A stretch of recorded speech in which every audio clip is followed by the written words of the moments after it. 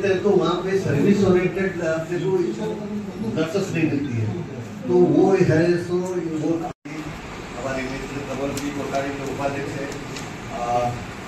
Youngsters में जो आगे फ्यूचर में जो स्कीम चलाना है या तो इसको आगे ले जाना है, वहाँ अंकित अग्रवाल जी पत्रकार भाई वैसे आज आप क्या वजह है आपको बताया कि ये कैंप का स्पेशलिटी है कि सस्टेन पिछले 14 साल से एक भी बगैर ब्रेक, इवन कोरोना में भी हमने ये कैंप को कंटिन्यू किया है।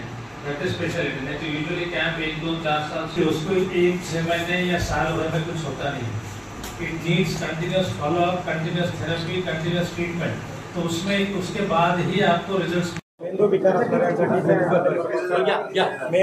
असणाऱ्या रुग्णांसाठी 26 सप्टेंबरपासून आरोग्य शिबिराचं आयोजन करण्यात आले आहे, काय सांगाल? मेंदू लहान मुलांच्या मेंदूविषयी सगळ्या आजारावर एक combined camp Nanded Rajasthani education society आणि जय वकील फाउंडेशनच्या माध्यमातून नांदेड येथे 26 आणि 27 सप्टेंबर रोजी इथं संपन्न होत आहे। या कॅम्पमध्ये झटके येणं, मतिमंदता, बाळ न चालणं, न बोलणं, लहान लेकराला न ऐकू येणं, ऑटिझम या सर्व आजारावर डायग्नोसिस होणार आहे आणि जर गरज पडत असेल त्यांना CT स्कॅन, MRI किंवा ब्लड टेस्टची ते सुद्धा आम्ही या कॅम्पद्वारे फ्री ऑफ कॉस्ट करणार आहे गरजू रुग्णांना। आणि त्याच्यानंतर ज्या गरजू रुग्णांना 6 महिन्याची ट्रीटमेंटची आवश्यकता आहे त्यांना आम्ही 6 महिन्याचं औषधसुद्धा पुरवठा करणार आहे।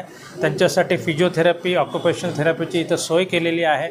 तर सगळ्यांची मला आव्हान करायचं आहे तुमच्या माध्यमातून की ह्या सेवेचा फायदा जास्तीत जास्त लोकांना हो। आणि 27 सप्टेंबरला हा कॅम्प सकाळी 9 पासून सुरू होणार आहे। तर सगळ्यांनी त्याच्या अगोदर येऊन राजस्थानी एज्युकेशन सोसायटीचे मगनपुरा येथे RR मालपाणी शाळेमध्ये येऊन त्यांनी नाव नोंदणी करावं, जेणेकरून त्यांना पुढे त्याचं रजिस्ट्रेशनचा त्रास होणार नाही। धन्यवाद।